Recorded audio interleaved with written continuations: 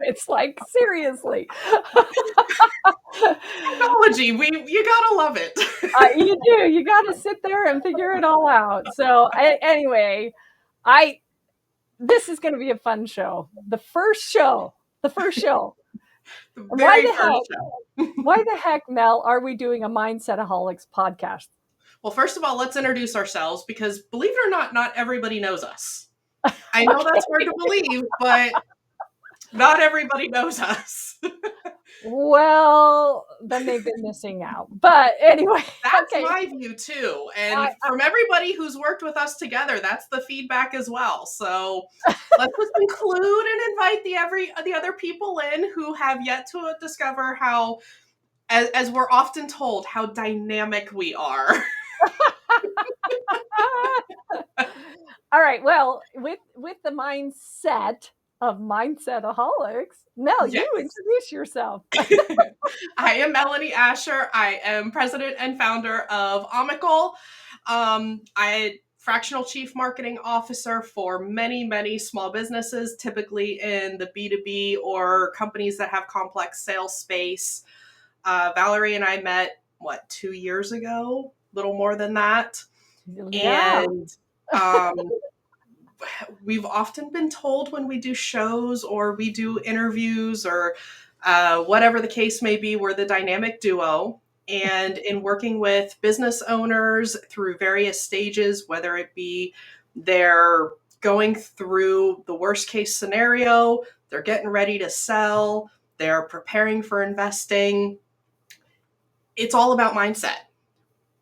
Government plays into that, gender plays into that, confidence plays into that. And when we go on our bantering sprees, we end up just kind of hashing it out about mindset. So hence the invention of Mindsetaholics.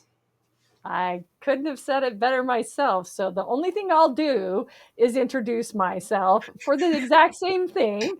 And of course, yes, I work also in complex selling environments, and in reality, businesses can change lives faster than government can. And at the end of the day, I feel like sometimes I'm the champion of the startup or the pivot.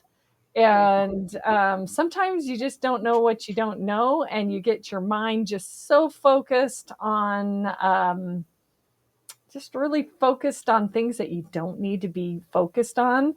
Yeah. And you chase a shiny object down a rabbit hole or make excuses or say that it's got to be this way. And you're like, well, why does it got to be this way? And because of that, I started Revenue North Star and the Impact VC and thought, let's start to work through some of these challenges that these businesses are having. And yes, it's complex B2B. I don't typically solve issues in the B2C space because that's a different mindset. That's I'm right there with you. Over the years, I think I've had a handful of B2C clients, and every time I'm like, why did I do this to myself? I know. And it's like, oh gosh, no. Let the healthcare system deal with the consumer direct. I just don't want to do it. Oh, and I forgot to say who I met. Well, my name's up there. It's Valerie Cobb. And honestly, it's less about me and it's more about the organizations that we're trying to solve. So, anyways, and I am the CEO and founder and have been a founder of many different organizations, and so has Mel. So, as appropriately, that's why we banter. And I'm going to throw this out there, Mel, because one thing that I really get tired of is excuses. Do you get tired of excuses? Yes. And I won't use a bad analogy about it, but everybody's got an excuse. And if you want your mind to go down that rabbit hole, you can. And I was so ticked off the other day because you know how YouTube, it brings up that big long thread of all these people selling to you on YouTube. And they'll go in, and there was this one, I talked to you about it earlier, Mm-hmm. this one plastic surgeon on there that was talking about all this stuff about how you're wasting so much money on doing XYZ, ABC, this cream, this whatever. I was actually going to bring up one of the pictures on this because there was another one that was basically saying, look like you're expensive. And I was just like, oh, well, that really pissed me off because, anyways, I'm not even going to go there. But this guy gets on this thread on YouTube, and he's saying, don't waste your money on all these creams. Don't waste your money on all this stuff because that's not going to work. And I'll tell you why. And there were 5 reasons of what you should be doing. And guess what those 5 reasons were, Mel? I'm willing to bet they were the overly generic that you could apply to absolutely any industry, any product, and is completely irrelevant, especially to what he's selling. Well, no, it actually was, but Oh, okay. That's good. it actually led, it was generic. It was Okay. generic, but it actually led to his $100,000 facelift. Of course it did. Why else would it go to anything else? Why would you, with all the downtime and everything else? And I'm thinking to myself, okay, so what great way to start a podcast about Mindsetaholics, of looking at, the FOMO that marketing and sales does, first of all, and then also how targeted it actually is to drive that fear. Now, I'm in an age bracket where that fear feels a little bit there, because you kind of have that age bracket that you feel like you're going into obscurity versus actually, you know. And so it was like, it probably hopped up on my feed because of some search cookie, some whatever, that I was searching for the right cream or the right, I mean, honestly. And here it is. Instead of a $35 cream, which over time, probably, he's probably right. Yeah, probably are going to have, it's gonna stop working. But up comes this 100,000. So we went from $35 to 100,000. Wow, because there's no jump there. There's no I jump can there. just pull 100,000 out of my wallet and boom, we're good to go. And what do we do in these scenarios? But we are in any kind of definition of solving a need and a challenge. Yep. We're looking for those that are in need, but at the end of the day, there's fear, fear, fear, fear, and then there's that mindset behind the fear, right? And there is go some ahead. validity in that, because we're wired to have our minds create awareness of the fear to protect ourselves. That doesn't mean we have to stay in that space. We have No. the conscious ability to say, okay, I understand I'm in a fear-based mindset right now. Is this something I truly need to be fearful of? Is it the tiger that's going to attack me? Or can I say, no, this isn't a good fit, and let's think about this more realistically? Going back to something you said earlier with the excuses, I had a partner early on when I first started my business, and we were having our weekly come together and talking about what we accomplished, what we didn't accomplish, and he had a bunch of excuses. Now, I am not a movie buff. I am notorious for, I can watch a movie, 5 minutes after the movie's over, completely forget that I've watched the movie. Okay. Well, for me, that's Wonderful gift. So when I watch this, don't hold it over my head. Just own it and run with it, and feel free to correct me. okay. So my response when he came up with the excuse was, there is no try, only do. So I was trying to channel Yoda.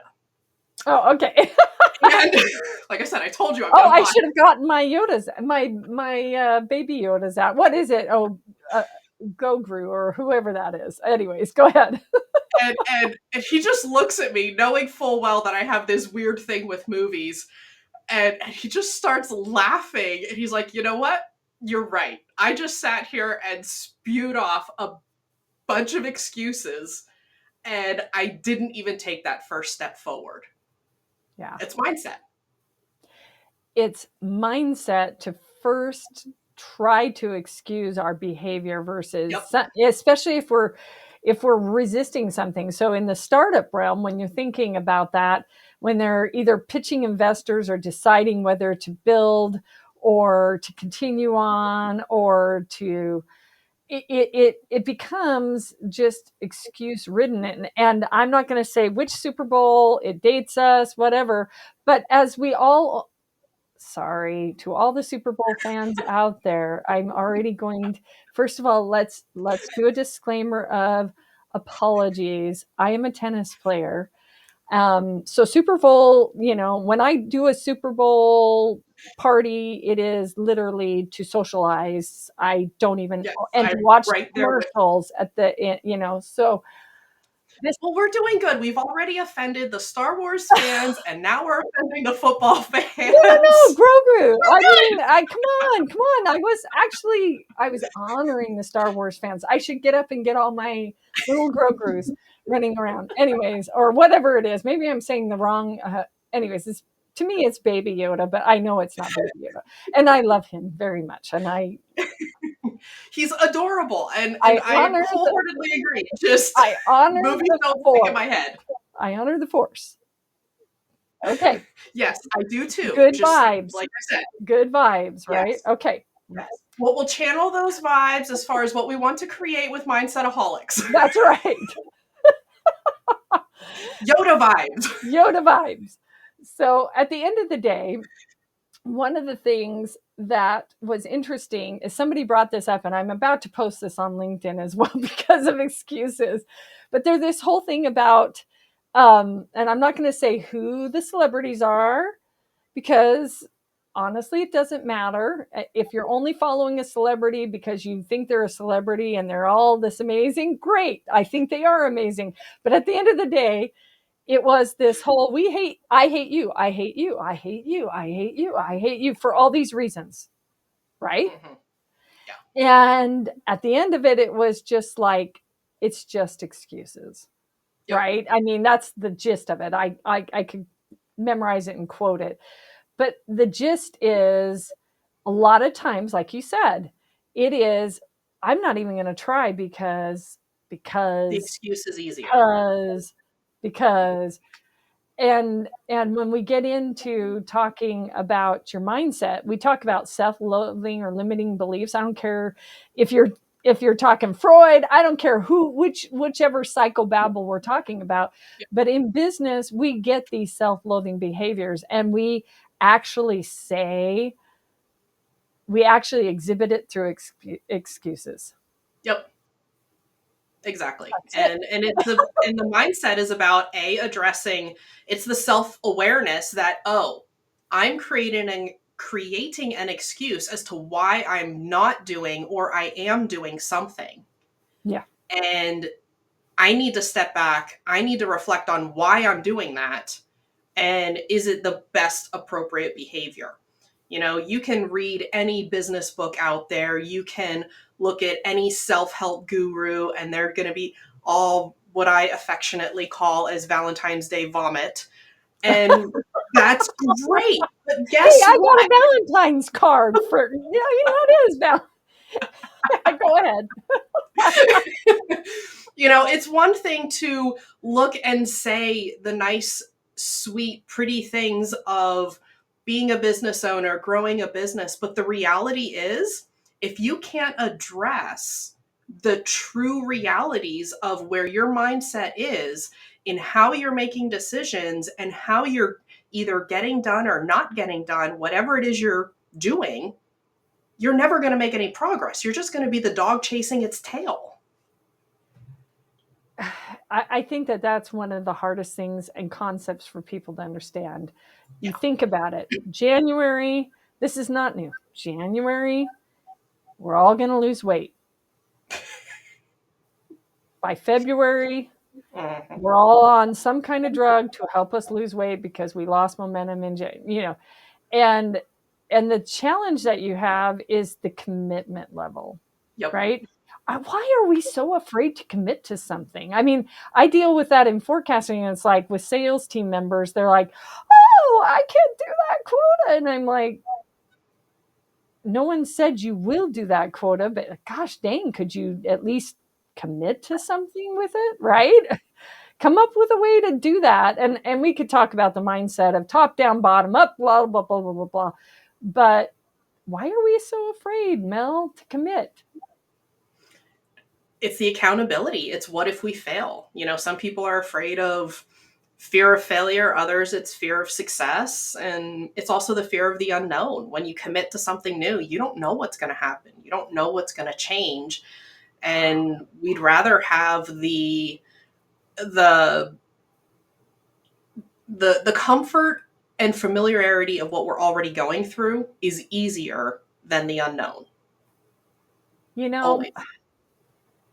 that is so interesting. You said fear of success. Hmm.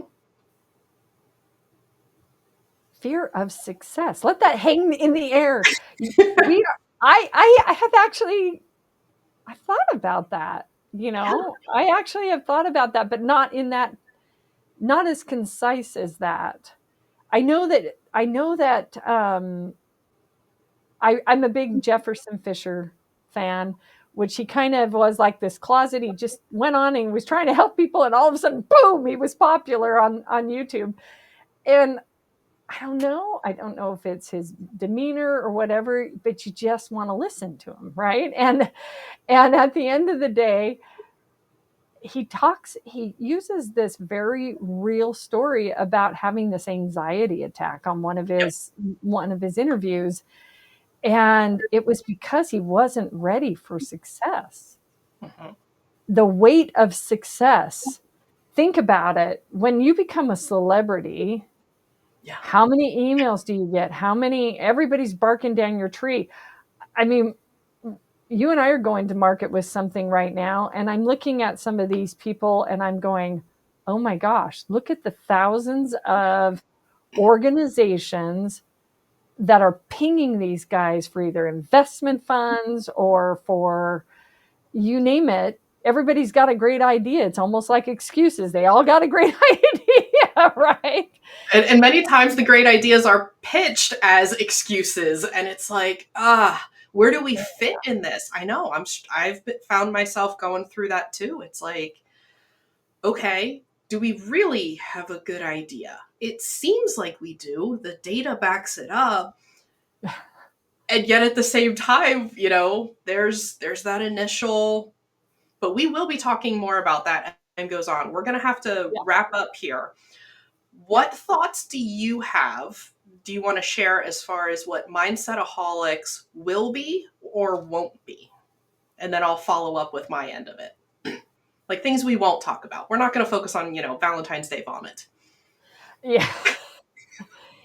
Um, I think Mindsetaholic is really a therapeutic platform for you and I, Mel.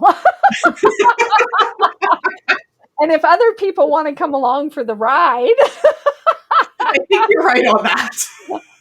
they certainly can. I think we're going to have get really amazing guests that are going to talk about self-limiting behaviors, and and and a lot of different things will play into that: communication issues, ways to frame things so that they feel more comfortable with having that conversation and being accountable Yep. versus the boundaries with it. So things that, like, okay, I'm accountable and I'm afraid of accountability because of all the things that can happen because of that. So creating ways to frame in your mind um, ways of not, if something goes sideways, how are you going to be okay with that? Yep. And how are you going to make sure you communicate that properly? but just kind of a breath of fresh air of going, I can have that dialogue with people. I can do this. I can reach out and change a life or a organization or somebody for the better, because most people have really good ideas and they're never heard Mhm. because of their mindset. Yep. So I think from my perspective, I'm hoping that we can talk a lot, basic, you said it very nicely. The process of going through whatever it is you're going through. When you're a business owner, whether you're in the startup phase, getting ready for exit, whether you're pivoting, no matter what stage you're at, mindset plays a role. Yeah. And the reality is we all have self-doubts. Anybody that tells you No. they never have self-doubts is lying to you and they're ripping you off. It's like, no, yes, yes. I have had more clients than I can count over the years who have literally done they call me and then in a whisper, I have a question, but I'm ashamed to ask it. It's like, well, first of all, you and I are the only ones on this phone call. Ask it.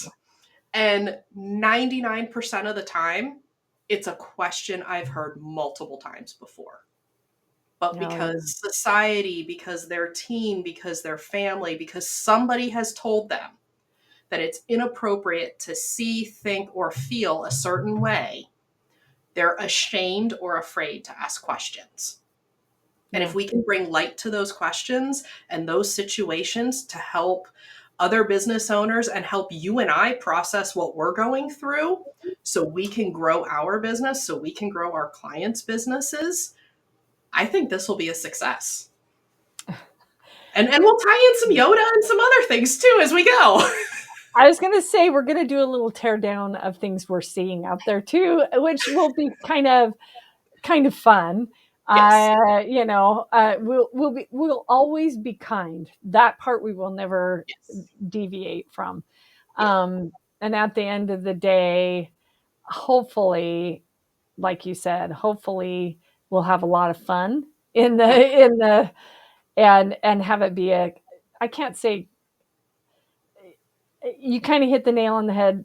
The shame culture is really not founded, and we need to make sure that others realize that it's okay. You need to move past some of that. So yes, I love it. I love everything that we're going to be talking about, and we'll use certain situations like we did at the beginning with a YouTube clip or something to kind of bring in our guests and talk a little bit more about, so that there's a little entertainment factor in there. I don't know, kind of fun. So yeah, awesome. Okay, so how about I wrap us up with our lovely call to action? We're both in sales and marketing, therefore have a call to action. Oh gosh, what do we want to do? We want them to share and like it and love it, but we would love for your questions and comments to We be want in the thread. them to subscribe to the channel, the Yes. YouTube channel. We want them to go to the website and sign up so they are notified of anything new that we do. And then we want them to share the current episode with somebody that they think would also benefit from what we're trying to do. And yes, I Well, love the idea of comments and questions below. I was going to say, we're going to genuinely answer the questions and Yep. comments. So if they have any kind of questions about something that they're doing and feeling worried about, Yep. or just that they want to say, hey, Mel, great hair color today. um, What's sad is you can't really see that it's purple in my office, but when you get me in person, it's purple. yeah, yeah. And it's an awesome purple. And also I think the call to action has to also be any that feel that they'd be a great guest, ping Mhm. us. Yeah, we'd love to have you on. It's going to be a lot of bantering like this, so be ready for There's going that. to be no sales pitches from guests. You're going to have to banter with us. Yep. No sales pitches. Pitch slapping prohibited. So Awesome. So thank you for tuning in to the first episode of Mindsetaholics. awesome. Mel and Val, remember that, the 2 single syllables. All right. Have a good day.